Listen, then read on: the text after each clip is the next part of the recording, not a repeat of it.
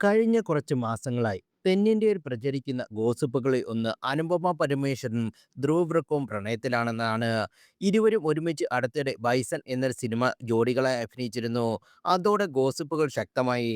പ്രണയം ഇതുവരെയും പരസ്യപ്പെടുത്തിയിട്ടില്ലെങ്കിലും പ്രണയത്തിലായ താരജോണികൾ ചെയ്യുന്നത് പോലെ ഇരുവരും സൂചനകൾ സോഷ്യൽ മീഡിയ വഴി പോസ്റ്റ് വഴി നൽകാറുമുണ്ട്.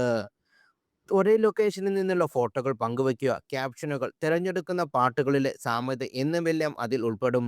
ഇരുവരും പൊതുവേദികൾ ഒരുമിച്ചെത്തുമ്പോഴുള്ള ബോഡി ലാംഗ്വേജും ഗോസിപ്പുകൾക്ക് ആക്കം കൂട്ടിയിട്ടുണ്ട്. ഇപ്പോഴത്തെ അനുപമയുടെ പുതിയ ഇൻസ്റ്റാഗ്രാം സ്റ്റോറിയാണ് ചർച്ചയാകുന്നത്. തെളിഞ്ഞു നിൽക്കുന്ന നീലാകാശത്തിന്റെ ഫോട്ടോയാണ് അനുപമ പങ്കുവച്ചത്. ഫോട്ടോയ്ക്ക് ക്യാപ്ഷൻ ഒന്നും നൽകിയിരുന്നില്ല. പക്ഷേ ആരാധകരിൽ പലരും ശ്രദ്ധിക്കാതെ പോയ ഒരു കാര്യം താരത്തിന്റെ ഫോളോവേഴ്സ് ചില കണ്ടുപിടിച്ചു. അനുപമ പോസ്റ്റ് ചെയ്ത സ്റ്റോറിയുടെ ഒരു വശത്തായി മോഴ്സ് കോഡിൽ എന്തോ എഴുതിയിരിക്കുന്നു. പലരും അത് ശ്രദ്ധിച്ചില്ല.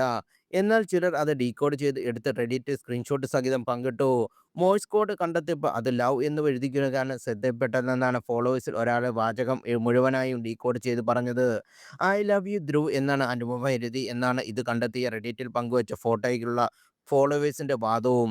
6 മണിക്കൂർ മുമ്പ് പോസ്റ്റ് ചെയ്ത സ്റ്റോറി അനുപമ പിന്നീട് ഡിലീറ്റ് ചെയ്യുകയും ചെയ്തു.